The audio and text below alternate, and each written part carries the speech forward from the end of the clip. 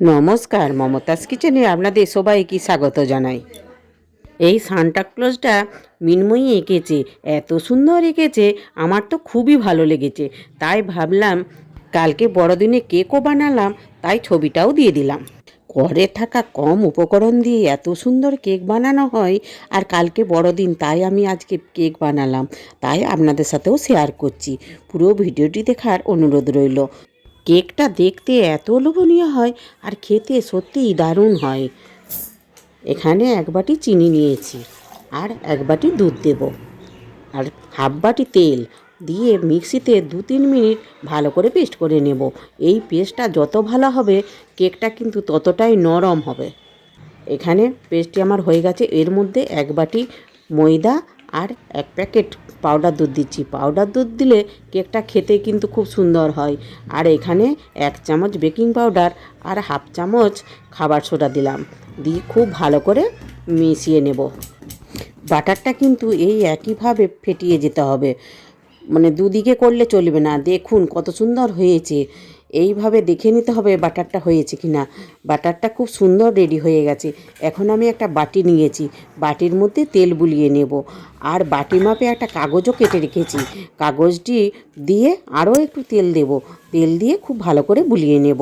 কাগজটা আপনারা নাও দিতে পারেন, এর মধ্যে অল্প ময়দা ছড়িয়ে দিলেও দেওয়া যেতে পারে। এখন আমি একটু সেন্টের জন্য ভ্যানিলা দিচ্ছি, আপনারা এখানে এলাচ গুঁড়িও দিতে পারেন। এখন আমার বাটারটা কিন্তু খুব সুন্দর রেডি করা হয়ে গেছে। এখন বাটারটি নিয়ে আমি বাটির মধ্যে ঢেলে নেব। বাটার ঢালতে ঢালতে আপনাদের সাথে একটা কথা বলি, আজকের আমার ভিডিওটা যদি ভালো লাগে একটা লাইক করার অনুরোধ রইল, আর প্লিজ সাবস্ক্রাইব করবেন, আর বন্ধুবান্ধবদের সাথে শেয়ারও করবেন। এখন আমার পুরো বাটারটি ঢালা হয়ে গেছে, ভালো করে ট্যাপ করে নেব। এখানে কড়াই বসিয়ে দিয়েছি, কড়াইয়ের মধ্যে বালি গরম করতে দেব। আমি এখানে বালি দিয়ে করছি, আপনারা লবণও দিতে পারেন। একটা স্ট্যান্ড দিয়ে বাটিটি এইভাবে বসিয়ে দেব।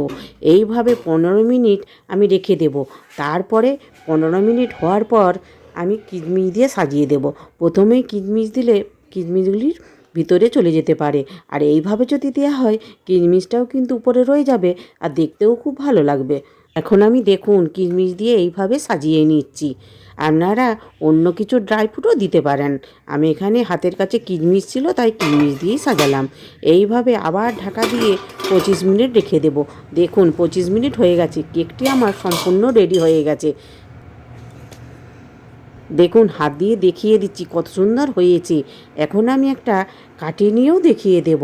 কাঠিতে যদি না লাগে জানবেন হয়ে গেছে। দেখুন কাঠিতে কিন্তু এক ফোঁটাও লাগেনি, এখনই ভাবতে হবে পুরোটি হয়ে গেছে।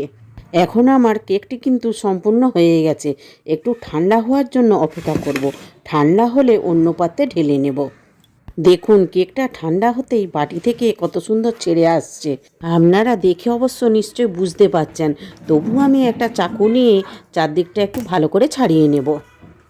কেকটি খুব সুন্দর বাটি থেকে আমি ছাড়িয়ে নিয়েছি চারদিক। এখন কেকটিকে অন্য পাত্রে একটি ঢেলে নেব। দেখুন কত সহজেই বাটি থেকে ছেড়ে চলে এসছে, বাটিতে কিন্তু এক ফোঁটাও লাগছে না। এখন আমি তলের কাগজটি ছাড়িয়ে নেব। নতুন বন্ধুরা এখনও যারা আমার চ্যানেলটিকে সাবস্ক্রাইব করেননি, প্লিজ প্লিজ সাবস্ক্রাইব করে ফেলুন, তবেই তো নিত্য নতুন রেসিপি সর্বপ্রথম আপনাদের কাছে পৌঁছে যাবে। কেকের রেসিপির ভিডিওটি আপনাদের যদি ভালো লাগে অবশ্যই কমেন্ট করে জানাবেন, না ভালো লাগলেও আপনারা কমেন্ট করে জানাবেন। কেকটা দেখুন কেটে দেখাচ্ছি কত সুন্দর নরম হয়েছে। আমি যেইভাবে বানালাম একবার হলেও বাড়িতে আপনারা বানাবেন, আর যদি বানান আমাকে কমেন্ট করে জানাতে ভুলবেন না কিন্তু। ভিডিওটি শেষ পর্যন্ত দেখার জন্য ধন্যবাদ। বন্ধুরা আপনারা যদি ফেসবুক থেকে দেখেন আমার চ্যানেলটিকে ফলো করবেন। আপনারা ভালো থাকবেন, আবার দেখা হবে নতুন ভিডিওতে।